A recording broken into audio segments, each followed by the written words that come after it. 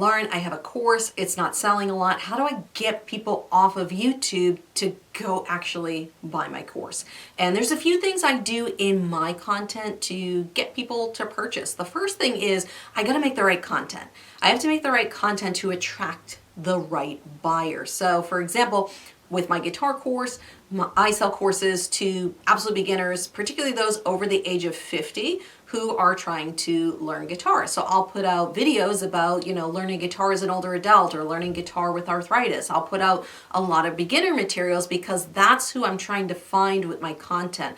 I'm trying to find these people who are trying to learn guitar and they're so frustrated with the learning process that they're gonna find my video and they're gonna say, wow, I learned so much in this 10 or 15 minute video, more so than I learned in my private lessons with someone else, more so than I've learned from any other YouTuber. I gotta go find this person and see if they have a course. And that's what people do. They do go search and find my course and buy it. And I know that because, we do a little survey when people buy courses and I say, why did you buy today versus 3 months ago, a year ago? And 9 out of 10 times they say, I saw some of your videos on YouTube. I liked what I saw. I liked your teaching style and I went and bought your course. So you got to put the right content out to find the customers first. Okay, so that's step one. Step two, once we know we're putting out the right content, we need some place for those people to go. So we have to have a website. All right, you have to build a website, you have to build a landing page, one for your course, or if you don't have a paid course yet, maybe it's just an opt-in course. I have a free crash course that people can go and opt in for absolutely free and try a course with me. And then eventually we try to get them to buy the full course through an email sequence. Okay, so those are a couple options. You can either send them to something free, which gets them on an email sequence, and then you follow up with them to try and get them to buy your full offer. And then the other thing is just a direct call to action to your course page. So typically when I'm selling on YouTube, you don't want to do a full-blown sales pitch every video because, YouTube really doesn't like when you send people away from YouTube. But sometimes I'll just do like a really slight hint, and I usually do it within the first 2 to 3 minutes of my videos, because when you make a video, you're gonna have the most viewers within those first 2 to 3 minutes, and then eventually over time, the viewership fades out, and by the time you get to the end of the video, if it's a great video, maybe you have 30 to 40% of people still watching, but a lot of people, it's like 15 to 20%. So if I save my call to action to the end of the video, I've lost a lot of the viewership. So usually what I'll do is I'll teach a little bit, and then I might do a quick little call to action that's just like something simple. I'll just mention my course and I'll just say, oh, if we're working on this strumming pattern, you would learn this in level 3 of my 7-level guitar system.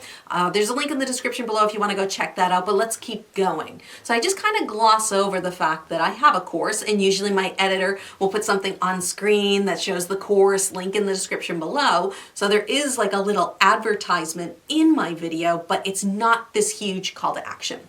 But about 25% of my videos, I do a giant call to action. I'll still do the mini call to action 2 to 3 minutes in, but at the end of the video, I will do a full-on sales pitch that's like, hey, if you like this video, I have an entire course that has tips and tricks just like this. So imagine in these 6 minutes, if you felt like you got a lot of help and you made a breakthrough, imagine what we can do when you have 70 of my lessons in order, step by step. I know a lot of you are learning here on YouTube.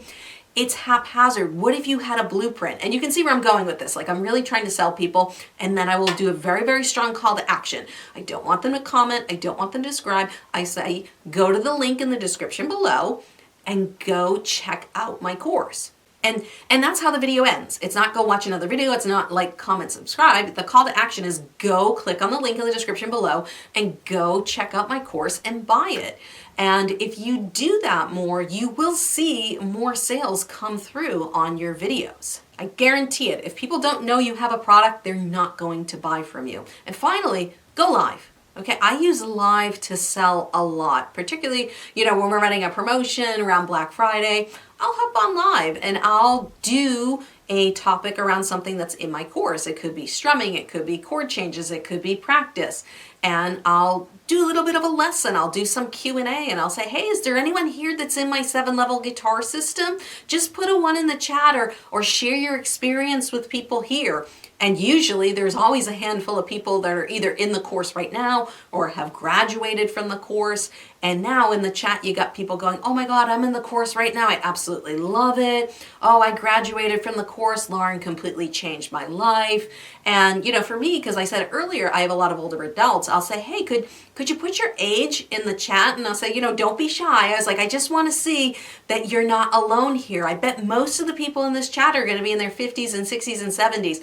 And then I'll try and find the oldest person. There's always that one person who's like in their 80s. Every once in a while I'll get someone in their 90s, but I'm like, oh my God, Rob, just 87, just started playing guitar. That's amazing. See, everyone, it's never too late to get started. So I'm trying to hit the objections on my live as well, which is this possible? Have other people done it and been successful? I have my testimonials now in the chat, and I'm obliterating objections. You're not too old. Look at this guy. He's 87. He's doing it. You're only 67. What's your excuse? You know, he's 10 years older than, or he's 20 years older than you. You got plenty of time, okay? 20 years. So, you know, some people are like, oh, I should have done, you know, I'm too old. I should have done this years ago. And I always tell people, you know what? Yes, you should have done it 20 years ago. One of my favorite quotes is, best time to plant a tree was 20 years ago. The next best time is today. And I feel that about YouTube too.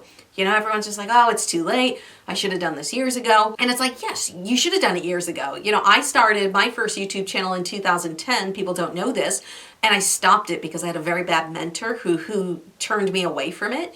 And I didn't come back to YouTube until 2017. So I lost 7 years of like the early days of YouTube. Okay, I could be absolutely huge. I could have 1 million followers or 1 million subscribers right now, but I don't.